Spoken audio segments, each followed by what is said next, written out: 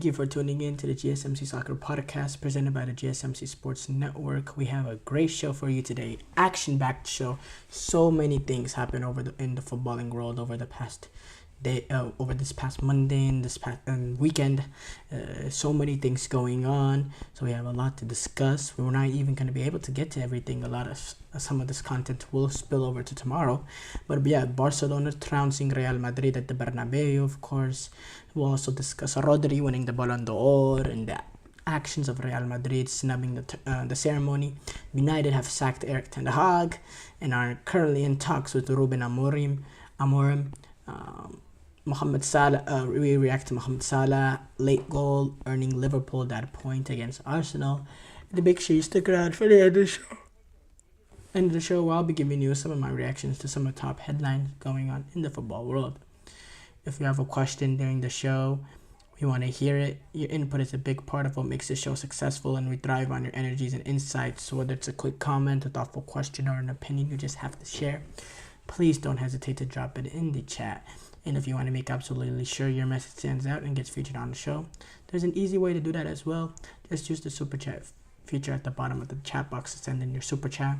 This guarantees that your message gets on the air, and it's also a fantastic way to support our channel. We really rely on your support to keep bringing you the sports content you love, and we appreciate every bit of it. So go ahead, let us know what you're thinking, hit that super chat button, and let's keep the show as interactive and exciting as possible. And if you prefer, you can always go to the gsmcpodcast.net to tip, donate, or leave a comment or question there. We couldn't do what we do without your amazing support, and we really appreciate your community. So go ahead, let us know what you're thinking, hit that super chat button. Let's keep the show as interactive and exciting as possible. And if you prefer, you can always go to the gsmcpodcast.net to tip, donate, and leave a comment or question there. We couldn't do what we do without your amazing support, and we're so thankful to have you as part of our community. We do have to start off though with Barcelona. They have trounced Real Madrid, for lack of a better word. Embarrassed them, demolished them at the Bernabeu. 4-0 victory for Barcelona. 2 goals coming from Robert Lewandowski in a quick moment in the 54th, 56th minute. Then you had the goal came from Lamine Yamal, cutting back to his right foot, absolutely belter of the shot. And then you had the last goal, and it's Rafinha. We'll discuss the Ballon d'Or tomorrow, but of the Ballon d'Or ended today for this season, it would be Rafinha up to this point. He's been absolutely sensational for Barcelona, and it's just fitting that he got a goal. This is a Rafinha that already has 10 goals this season and 7 assists. And when you look at La Liga and Champions League, he has 10 goals and 7 assists and 17 goal contributions in 14 games. He has been ridiculous. He has been absolutely ridiculous. And he's a talented player. We know he was a talented player, but he's playing to the level of his talents now in a Barcelona shirt so far this season under Hansi Flick. Look, we came into this game thinking both of these teams are they're gonna play. We knew it was gonna be an entertaining game because of the style of play both of these teams. Real Madrid, yes, they're a little bit more balanced in the way that they go about it, but they still can leave space in behind, and they can and generally they can play an open game. We know Barcelona, how high flying, how open ended their football is, how high their back line is pushed up, the pressing, the aggressiveness of their pressing, the relying on the pressure to not allow midfielders and the center halves to have time and space to play the ball in behind, because there's a lot of space to play that ball in behind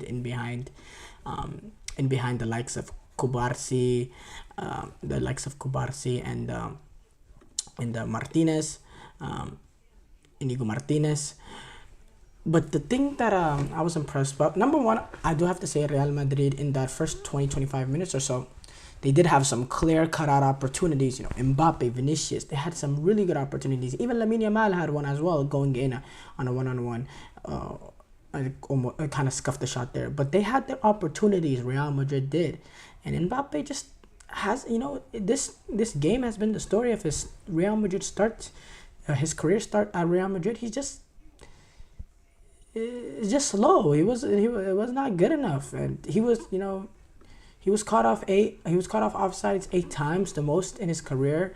He really struggled to time his runs to be able to beat the Barcelona back line in timely and not to get caught off sides. And when he wasn't caught off sides and he had the opportunities, or the play led on and they eventually called it offsides, he didn't take advantage. He tried to go near post on a lot of and a lot of attempts at goal, which was interesting to me. He usually has a good, is a good finisher, and he switches it up. He is an unpredictable player, but in this game, he was trying to go near post every single time. And yeah, as far as Barcelona, absolutely brilliant. What Hansi Flick has done with them. What he's done, how Robert Lewandowski now look. That was in the first half. Robert Lewandowski, he's not just a striker, because look, in this system, you have a striker like Robert Lewandowski.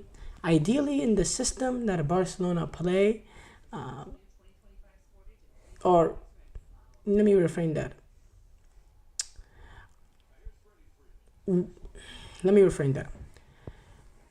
With how important Robert Lewandowski is in this system cannot be undervalued. Number one, the goals is the most important factor, as well as being a striker.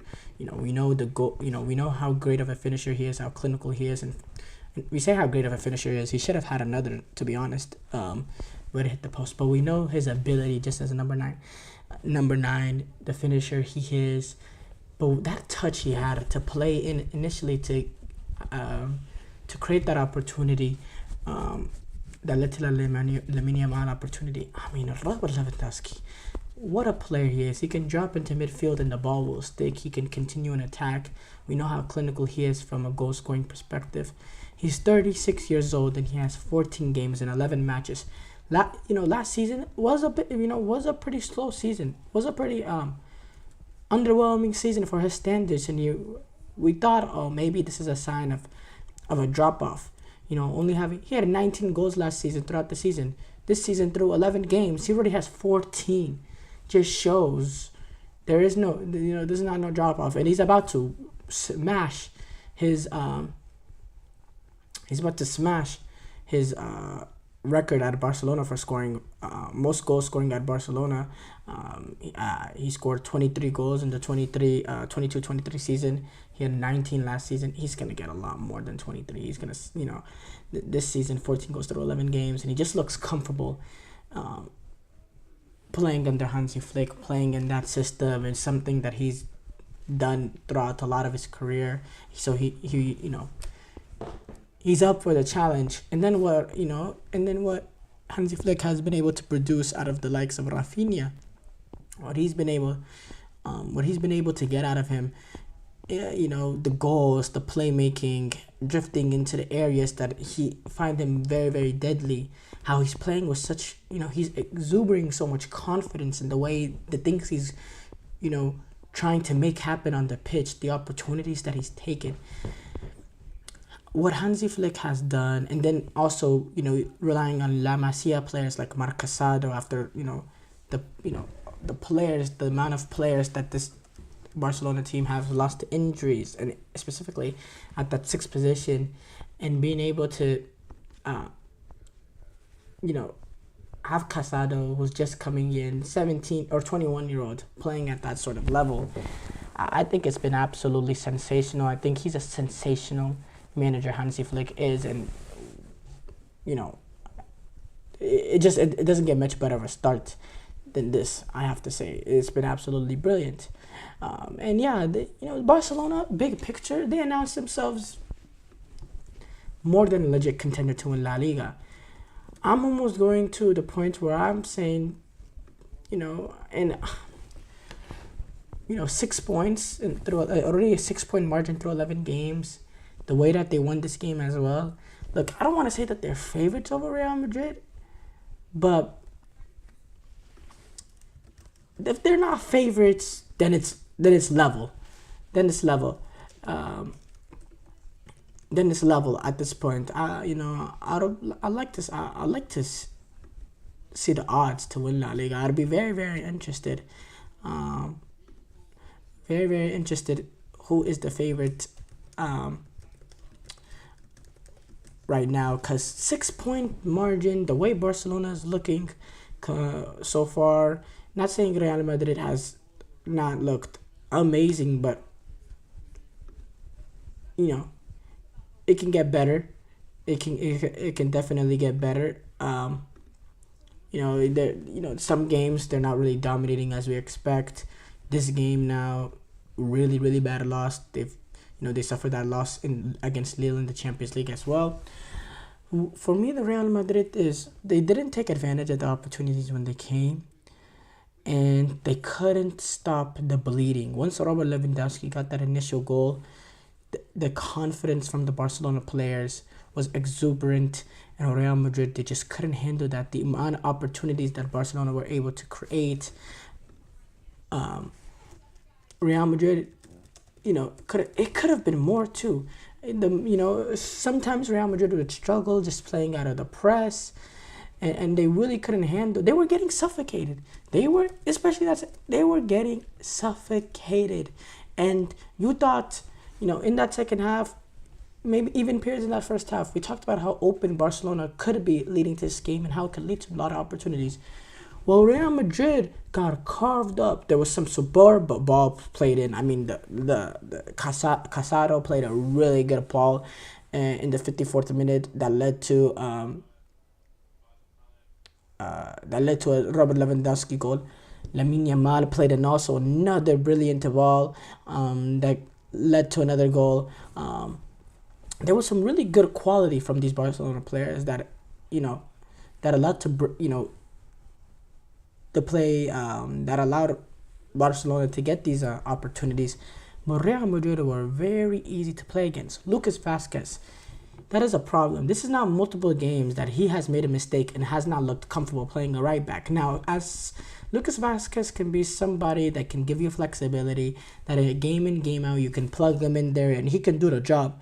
But if you're relying on Lucas Vazquez to be that right back, game in, game out, and be on a title push and a Champions League push, he is not at that level at right back. I'm sorry. He's not at that level, honestly, at any position at Real Madrid to be a starter, game in, game out. He's just not that good. He's just not that good enough. Defensively, his positioning can be pretty poor. One-on-one defending is not really his strength as well. Going forward doesn't give you anything elite.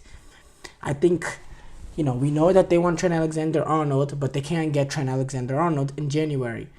And Real Madrid is a team that battles for every trophy game in, game out. So if I'm them, I'm looking for someone in January. Someone in January that you can bring in, whether it is a loan, whether it's a buy, even it can be within La Liga, a player that doesn't have a high transfer value, just for someone that can naturally play right back, that gives you a solid foundation of at least he's a solid defender. He may not be able to give you much going forward, but just someone solid, someone that can be a solid defender that could,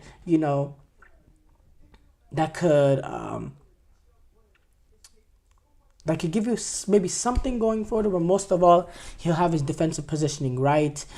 He won't get caught out. He won't get caught off the ball.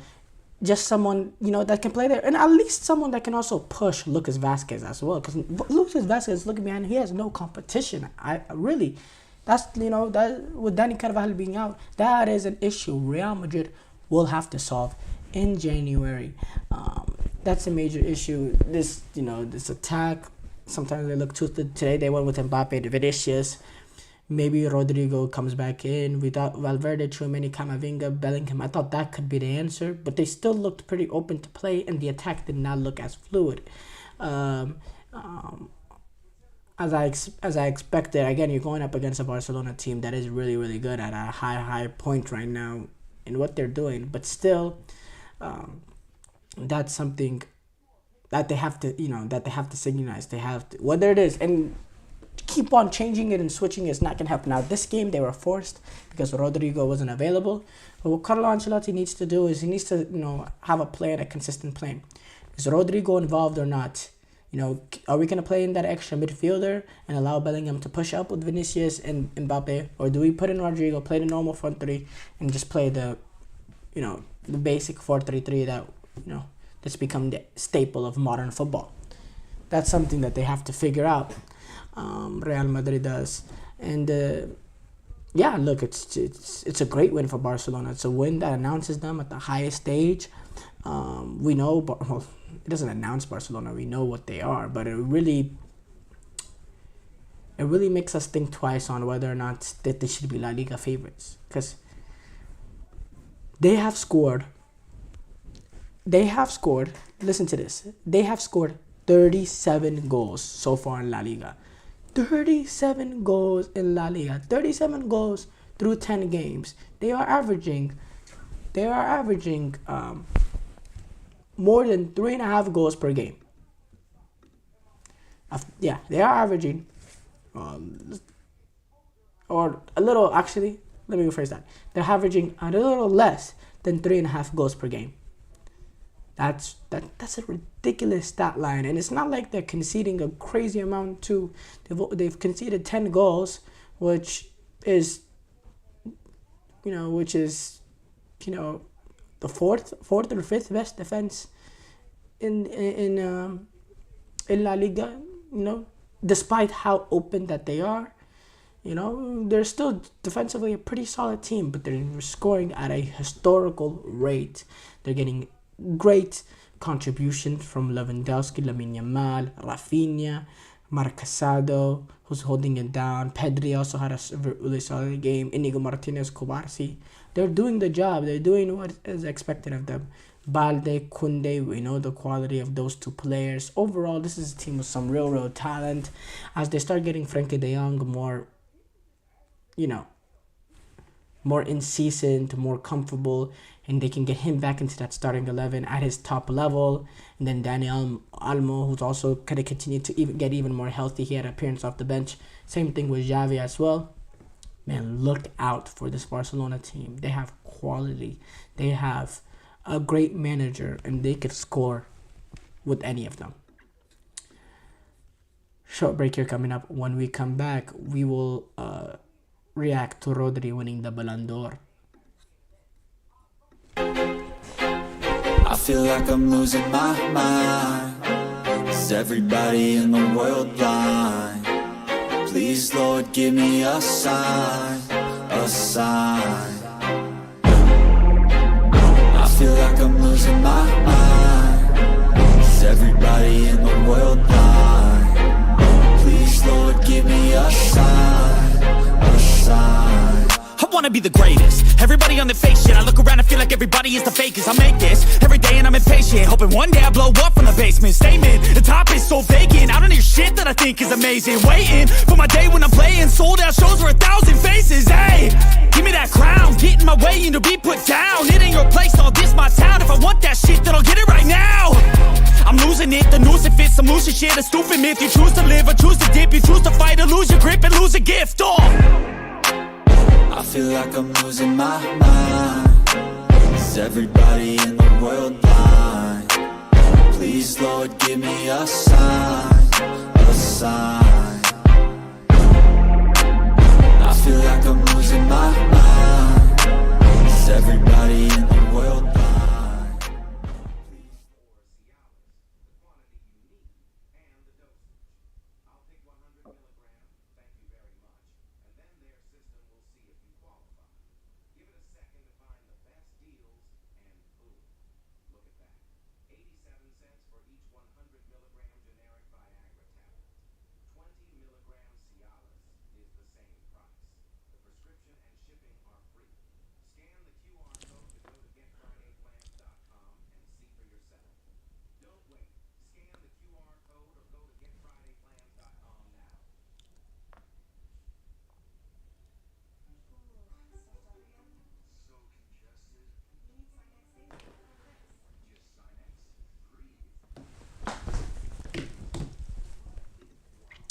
Before the break, we discussed Barcelona trouncing Real Madrid at the Bernabeu in Clásico. We move on to do a full reaction to Rodri winning the Ballon d'Or and Real Madrid snubbing the ceremony. So okay. First of all, let's react to Rodri winning the Ballon d'Or. Actually, we can't really react to Rodri winning the Ballon d'Or without talking about what the major snub was. But I do have to say, it was extremely shocking that Rodri won the Ballon d'Or. Now, I'm not saying I'm shocked. I'm saying just in general to the public, what we expected. We thought Vinicius was hands down kind of win the Ballon d'Or. Not we, I didn't think, but like the public thing. It was almost we were just waiting for the ceremony and for Vinicius to do a speech and all that. That's how high, that's how likely we thought it was. During the I believe during he hasn't had a great start to the season, but after that Dortmund game, obviously this season games don't matter to the Ballon d'Or because it was the Ballon d'Or for last season, but it allowed the hype to continue. Yeah, Vinicius, he's continuing to dominate.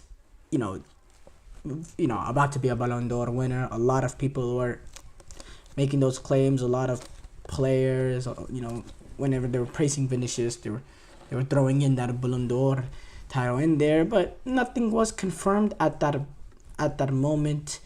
And then slowly, the rumors started circulating throughout today, or technically yesterday because we're past midnight. Rodri, Ballon d'Or. Rodri might win the Ballon d'Or. Rodri's gonna win the Ballon d'Or. And then, those rumors started turning into, almost literally official report. Not official reports, but, high level intel that Rodri's gonna win the Ballon d'Or, which led to Real Madrid, which we'll discuss a little bit later this segment, not hopping on that private jet to Paris and, not having any representatives as some sort of protest, I guess, to Vinicius not winning it. Rodri, who won the award, said, a very special day for me, my family, and my country. Why did I say that like that? My country. I understand that because I have no social media. People don't know me much. I am just a normal guy. I enjoy the sport. I enjoy my profession. And I try to be a good person. I am a very calm person. We know what Rodri has accomplished. He won the Premier League this past season, which happened to be his 4th straight Premier League title with Manchester City. The 4 straight things doesn't matter when it comes to the Ballon d'Or. It's just this season. But yes, he won the Premier League title this season.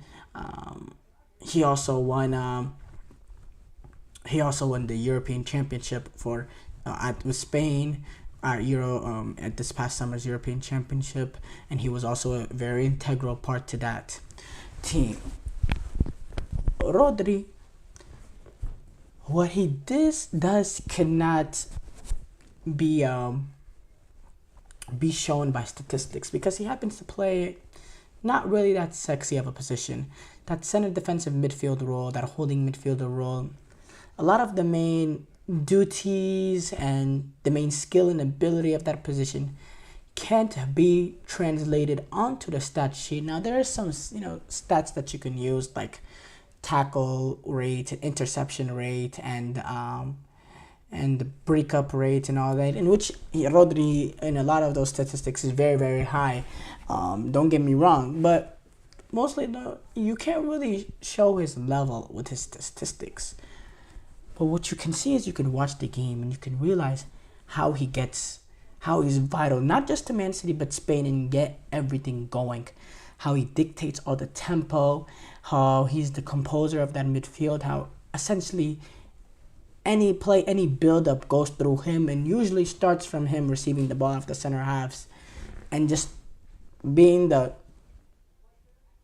composer that composes every little aspect of the pitch. That's how important he is.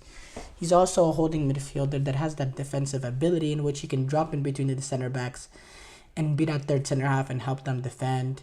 He could cover holes for fullbacks that push up the field. He has that ability to do all those defensive roles. And then, he's able to do what a holding midfielder does and control everything from midfield. On top of that too, and he doesn't have ridiculous numbers, but as a holding midfielder, he has that ability to score a goal.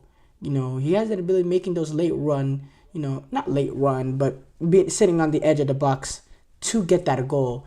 We've seen him do it countless times. In fact, he won Man City the Champions League doing that, winning goal in the Champions League final against Inter Milan last season. In the Premier League, he had 8 goals this past season. 8 goals, 9 assists, 17 goal contributions. For a holding midfielder, that's pretty good. That's really good for a holding midfielder. They don't happen to be really the main assist makers or goal scorers on their team. To get 17 in one league campaign, that's really, really impressive, I do have to say, for a holding midfielder. That's not even his primarily duty or anything. So Rodri, we know what he is. He's a great player. We see the statistics. Manchester City last season, in the league campaign. If you look at how their record and their efficiency when Rodri is playing compared to Rodri not playing, it tells a clear story from last season. Obviously, they're doing pretty well so far to start this season without him, but this season has nothing to do with it. If you look last season, he was highly important. You go to what he's done for Spain as well in international competition.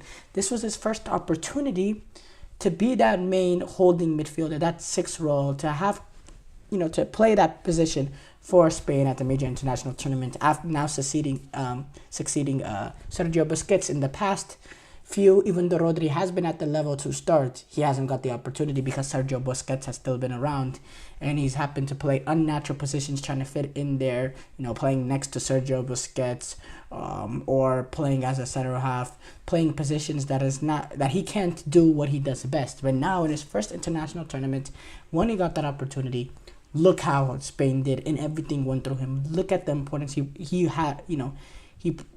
He was such an important player for Spain, and people undervalue that. And I go back to this moment. Spain go down 1-0 to Georgia in the round of 16. There's been Spanish teams in the past few international tournaments now. In those sort of moments, they might they tend to crumble. This is a Spain national team that's gotten eliminated by Russia at the 2018 World Cup round of 16. They got eliminated by Morocco, which did go to the semifinal, but they got eliminated by Morocco in the round of 16 at the 2022 World Cup. This is a Spanish national team that could have faltered in that moment. But when Spain needed the goal, it was Rodri that got the goal, got that equalizer. I believe it was a little bit shortly before the second half. In the 40th minute, 39th minute. And then it allowed Spain to, just trounce Georgia in that second half and move on. Importance. That's an important play. That's a clutch. And Spain did not have the ability to have the ability at that position to do that in the past with Sergio Busquets. He did not give you really goals at all. In there, but Rodri, he's the one that came up with that goal. Not saved Spain. That's way too much of a stretch, but that game-changing play. And then they went on, and he was an important part in each game, or in most games, to win that European Championship. He did come off in that second half due to injury, and they went on to win that final against England, yes. But throughout the duration of a tournament, game in, game out, he was very, very important, and he played a very, very good tournament. Now, Vinicius Jr., obviously, he's not a fan of, not a fan. He obviously feels snubbed by this. We saw what he said on X or Twitter or whatever you want to call it. Real Madrid, they're snubbing the tournament. They're skipping it. I think that's a little childish. I do have to say, from Real Madrid, a club that has such prestige, to snub the awards because they feel like it was robbed. Look, I'll say it again. I'll say it over and over again. Vinicius Jr., really, really good season for Real Madrid. Dominant season, important part of it. And he has the statistics. They won the Champions League. They won the La Liga. There is a clear precedent with the Ballon d'Or. in the past that the international tournaments have a huge factor. And as they should, the international tournaments are, they're tournaments, and each game is magnified, and, you really have to be a proper player to show up in those clutch moments. So there's a good reason why the international tournament should be factored. They're the pinnacle, especially the European Championship, the World Cup, even the Copa America to an extent. They are the pinnacle of football, and they should have a huge value on this. And Vinicius Jr., although he showed up for Real Madrid game in, game out, not game in, game out, but he was very, very important in that Champions League, knockout stages, and important part of Real Madrid that won the Champions League. For Brazil, he was not good enough at the Copa America. He was not. Against Costa Rica, his level was nowhere near good enough. Against Colombia, his level was not good enough. He played a good game against Paraguay, but then against Colombia, his level was not good enough. He ended up getting a second yellow, in which he wasn't even not second yellow, but a accumulation yellow, and then which he wasn't even available for Brazil. And then they went on to get eliminated by Uruguay, in which he didn't play. Yes, but 2 out of the 3 games, he was crap. He was crap. And international tournaments, they have a precedent. And if you don't show up for your national team in the summer, simple. That's the tiebreaker factor from this. That's what it comes down to. Simple as that. But Real Madrid snubbing it, obviously, is pretty childish, and I like to ask Real Madrid, okay, now let's say one of your players plays the next year, I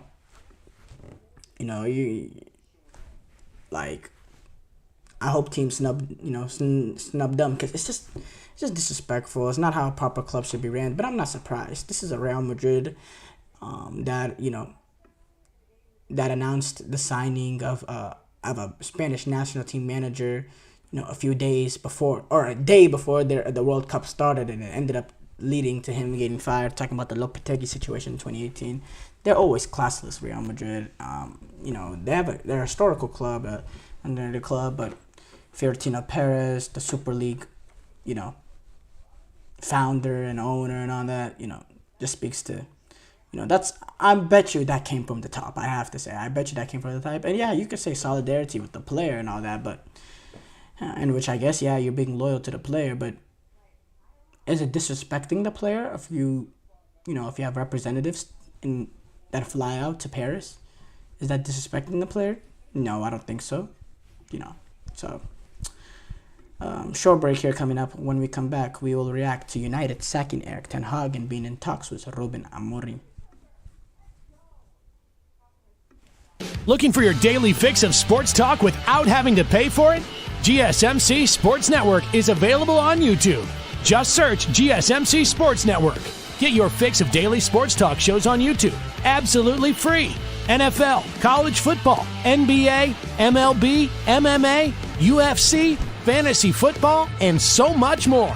GSMC Sports Network has shows running all day long, with new sports shows starting every 2 hours. Just like on your favorite cable sports channel, except GSMC Sports Network is absolutely free. Just search GSMC Sports Network on YouTube to catch one of your new favorite shows, like the GSMC College Football Podcast, Chip Shot Football Podcast, Hoops and Heels Women's Sports Podcast, GSMC Basketball Podcast, and so many more.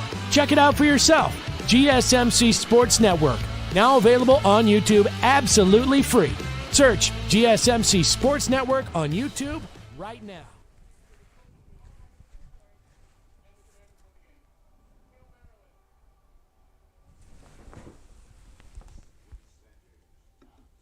Before the break, we discussed Rodri winning the Ballon d'Or and Real Madrid snubbing the ceremony. We move on to react to Manchester United sacking Erik Ten-Hag. After United lost to West Ham this past Sunday with a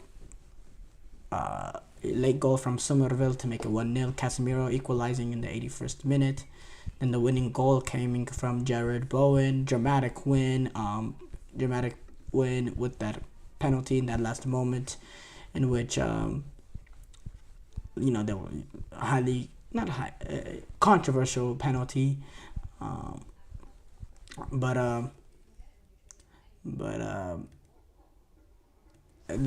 what happened is West Ham, they got the victory, and Erik Ten-Hag sacked this morning. They waited a little bit. They gave themselves 24 hours. No, they didn't give themselves 24 hours. They sacked them the following morning. But look, finally, it's been a long time coming. I thought the funny thing is, I thought when Erik Ten Hag's it turned around, like not turned, but the turning point, really, the big turning point. There was a lot of turning points, but the big turning point, you got to go back to that Coventry. It was actually a win, but it was a disgusting and embarrassing win against Coventry in that FA Cup semi-final. But they survived, and then they eventually won the FA Cup final against City, which probably helped them save his job. Then this season after they did a whole evaluation in the summer to even decide whether he was good enough to be retained. They've had a poor start to their campaign. They're sitting 14th in the Premier League after 9 games with 3 wins, 2 draws, 4 losses, only 11 points through 9 games. Yeah, it was coming, and it should have came earlier, but it's here now. And yeah, Erik Ten Hag, he is sacked, and to recap his career at United, that first season, I have to say, that first season, they were good that first season. There was hope, at least. There was hope. They finished second place. They won an EFL Cup for the first time, or they won a trophy for the first time in, I believe it was 6 years, a ridiculous trophy drought, something of that sort. Don't quote me on that. They won a trophy for the first time. They finished second place in the Premier League. They played some good football in certain periods. He had a lot to deal with, and I thought he dealt with a lot of it in a pretty good way, in a firm way, with the Cristiano Ronaldo situation, which always is a difficult situation to deal with if you're a new manager. And what they did that season, I thought they were pretty good, and there was a hope. A lot of Manchester United fans believed. They were really, really high on Erik Ten Hag. Then the following year, they had a lot of injuries, but just the performance levels was not good enough game in, game out. No sort of consistency. The results was horrible as well. Some signings that we expected to take that next level now this season. Players that came in for a lot of money that Erik Ten Hag wanted, like Anthony Onana, players of that sort, did not fill the bill, did not perform to a level that was expected of them. They finished 8th in the Premier League that season. They also got eliminated in the Champions League group stages. It was horrible. They did go on though, and it saved his job essentially. They won the FA Cup final, as I was saying, against City that season. But it put him in a position that he was coming in already under pressure, and he has cracked under pressure. There's just not been good enough so far this season. He gets sacked, but to recap, he did have that good season, that opening season where they finished second place. He did win 2 trophies in his managerial career at United, which is the most that any manager has won since Jose Mourinho did back in 2016 when he won when he did the double, the FA Cup or the AFL Cup and the Europa League. So there is that aspect to it, Erik Ten Hag. You probably have to say, despite how bad United have been, the past season and in a few months, I think he was a more successful manager than every other managers, in the period other than Jose Mourinho since Sir Alex Ferguson. Ole Gunnar Solskjaer, he had a season where he finished second, and he had that not magical, but defined his legendary moment, that PSG comeback. But he had a better tenure than Ole Gunnar Solskjaer. He won 2 trophies. Let's just put some respect there. Better tenure than Louis van Gaal, David Moyes, But again, it's just not been good enough, and it was coming for a very, very long time, and you could almost tell that he probably, I think he probably knew. He probably knew, and because if you see the body language and when he's, when he's shaking Joel Lopetegui after the game, and just his, his body language, his facial expressions, and maybe it's just the frustration of the penalty and losing the game and the dramatic fashion and all that. But he really looked like a manager that knew something is coming, that he might be gone, and yeah, it is what it is. Yeah, I mean, it was a long time coming. But there has been rumors that Ruben Amorim, he's the leading candidate for the United job, and talks have already emerged, and that he's aware of the interest. They did appoint Ruud van Nistelrooy as the interim manager, and there was a lot whenever he was initially hired as assistant manager, and even talks throughout that it's looking like he's poised to take over eventually somewhat throughout the season. He is on an interim basis, but it doesn't seem like United have any, it doesn't seem like United have any thoughts on what, letting it's like trying to see, what Van Nistelrooy can provide. It seems like United are very steadfast in their approach of Ruben Amorim. Ruben Amorim, by the way, there was sources that say Manchester City really would prefer him if Pep Guardiola has been announces that he's leaving, and maybe this also pushed United to make the move earlier so that they can go after, they can make this approach before City can, with City, with Guardiola not officially announcing that he's leaving City. Amorim, he's also been linked with Liverpool before Slots got the job. The 39-year-old, he has been in charge at Sporting Lisbon since 2022. He's won 2 Portuguese league titles, despite not having the resources provided that Porto and even Benfica have. So we'll see. When he was asked at the Sporting, during one of his press conferences, he says, I was already expecting this question, and obviously I'm not going to talk about the future because otherwise I'll always have to comment. I'm very proud to be Sporting coach, that's all.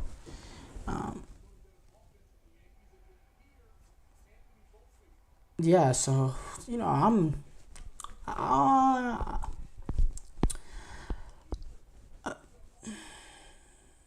I think that would be a good fit. But at the end of the day, no matter what manager United hire, there's a clear issue at this club. And it starts from the top. And I've been saying it over and over again. And to think that a manager would just come in and fix it is just going to lead to mistakes. It's the definition of idiocy, doing the same thing over and over again. And that's what they've done since Sir Alex Ferguson, with Louis van Gaal, David Moyes, Jose Mourinho, Ole Gunnar Solskjaer, Ralf Ragnick even for a period, and now Erik Ten-Hag. The manager isn't the issue every single time. At the end of the day, there's some real issues at the club that needs to be addressed. Can't go on too long because we're really not short on time. There has been so much going on in the football world, but we will take a short break here, and when we come back, we will do a full reaction to Salah late goal earning Liverpool that point against Arsenal.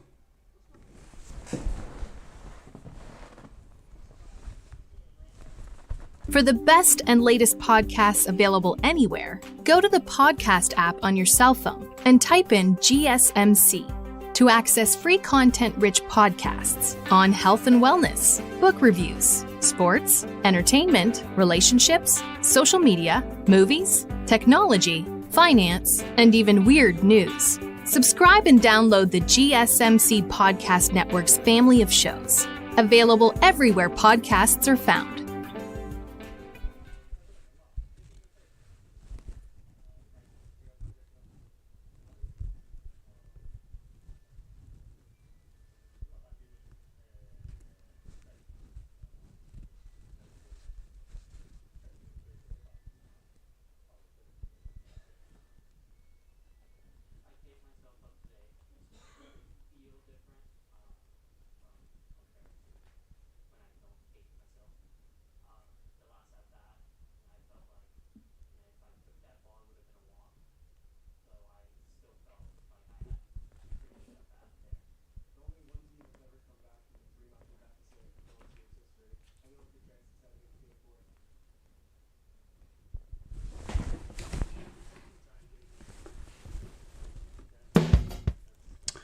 the break, we did a reaction to United sacking Ten-Hag and being in talks with Ruben Amorim.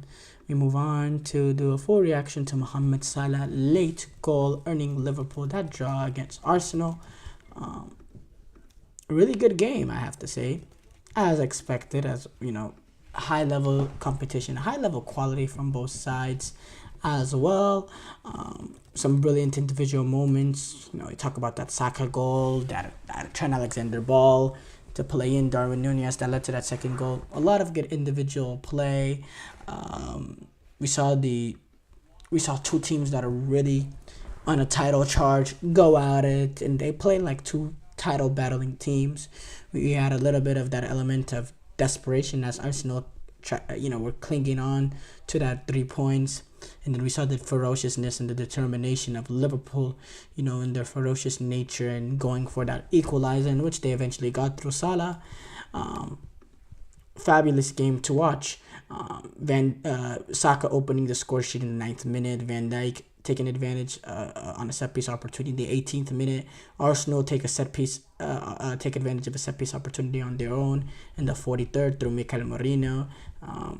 I believe that, it is his first goal at the club. And then Salah's lone goal in that second half, 81st minute, to get the point. You look at the statistics, 9 shots for Arsenal to 9 shots for Liverpool. 3 shots on target for Arsenal to 4 shots on Liverpool. 44% possession for Arsenal to 56% possession for Liverpool. Now, Bukayo Saka, we didn't know for sure if he was going to be available. He ended up being available for Arsenal in this one. And he scored that goal in the 9th minute to open it up. Brilliant individual play from him. First of all, the touch to control the pass in was really, really good. Very, very, very good. Very, very good first touch. Then the cut back, dropping Robertson. Poor defending there, I do have to say, but really good cut back. And then the finish as well. Really good opening goal. Really showed his quality. Van Dijk. He equalized 9 minutes later on a set piece. Nice little flick on from Luis Diaz. He headed it home. Really good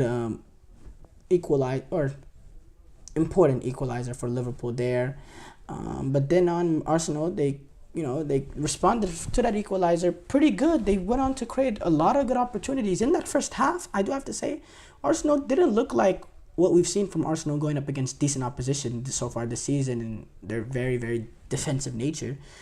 Specifically, the response to that goal in that first half, they created some clear cutout or very, very good opportunities. Saka, he had an opportunity. Havertz, he wasn't able to control a really good ball from Martinelli, but eventually they did take advantage of a set piece themselves.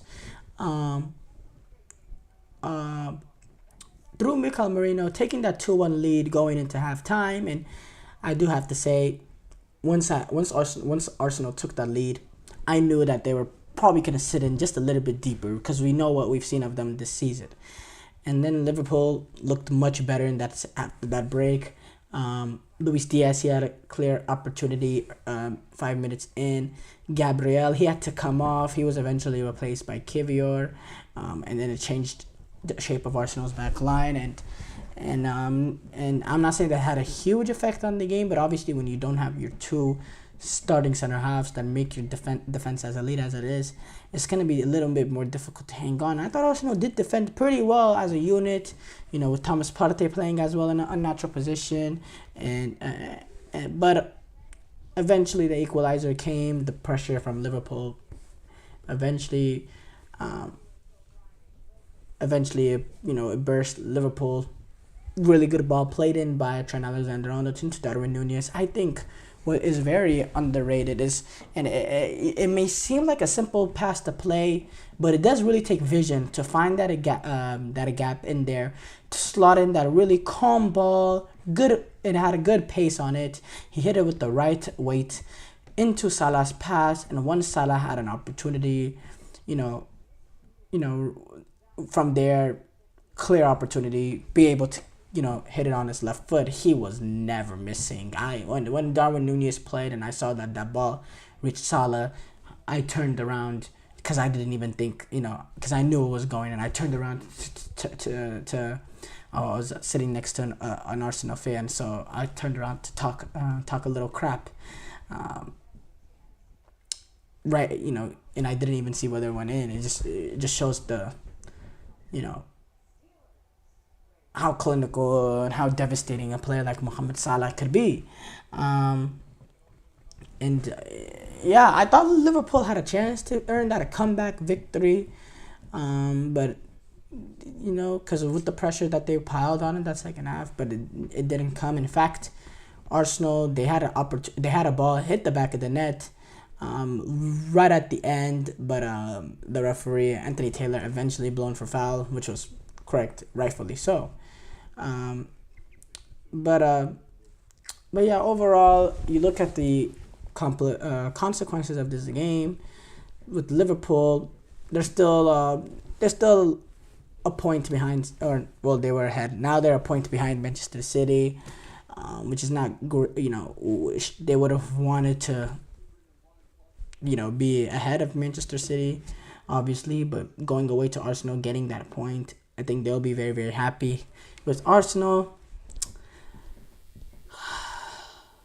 not losing the game is good, decent, but to be 5 points behind City through 9 games, that's a difficult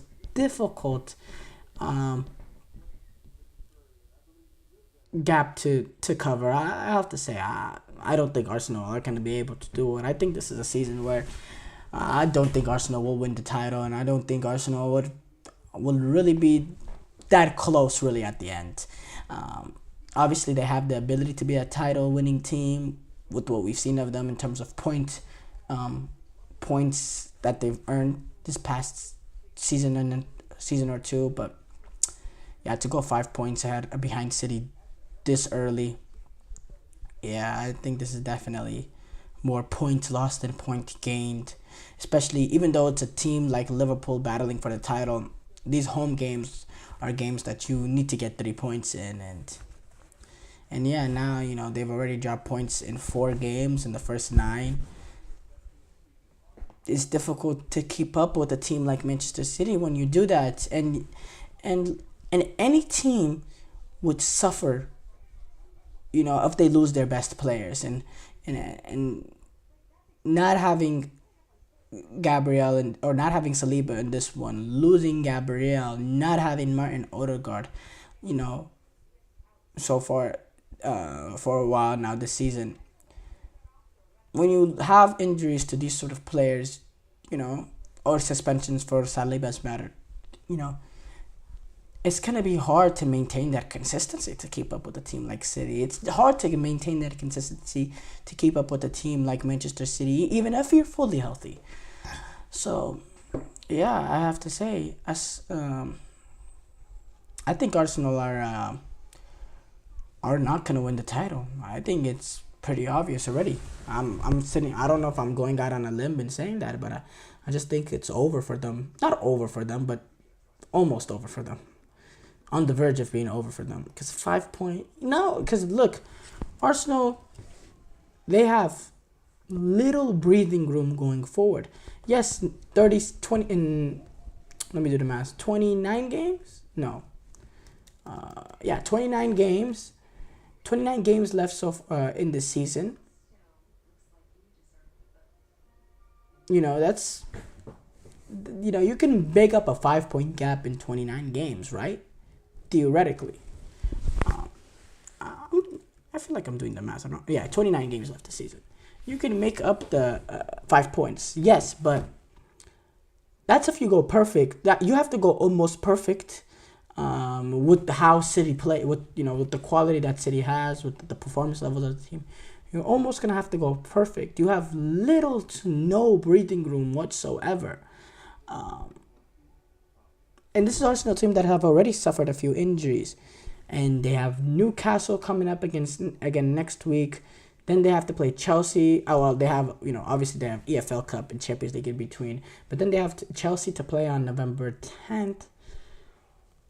This league title campaign, and then a Nottingham Forest team that's been decent this season. This team could be essentially out of the title race by the end of November. It could get that bad that quickly. Short break here coming up. When we come back, we will react to some of the top headlines going on in the soccer world.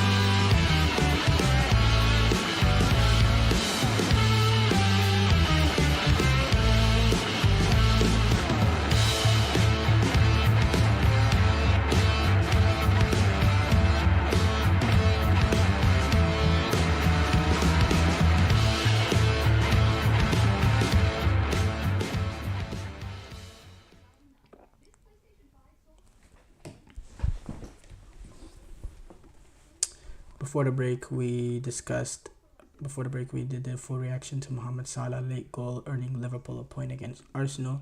We move on to react to some of the top headlines going on in the soccer world. We have to start off with Lamine Yamal. No, not with Lamine Yamal. We start off with Bon Mati. She has won the second straight Ballon d'Or. She has won a second straight female Ballon d'Or. She has retained her title. She saw competition from her Barcelona teammate, actually, Caroline Graham-Hansen, to win the award for the second straight year. She was an important part for Barcelona. They won the quadruple for the first time ever. She lifted her fifth Liga F title, third Champions League title, and 6 Copa del Rey and 4 Spanish Super Cup. She said, "Thank you so much for your applause. I'm so grateful to be here to receive this award for the second time. I always say that this is not something that you can do alone. I'm so lucky to be surrounded by wonderful players who helped me to keep growing into a better player. So thank you to my teammates, because without them I wouldn't be here. I would also like to thank my club and President Joan Laporta. When you're growing and have more experience, you have confidence. It's not about the trophies. It's about having my teammates next to me."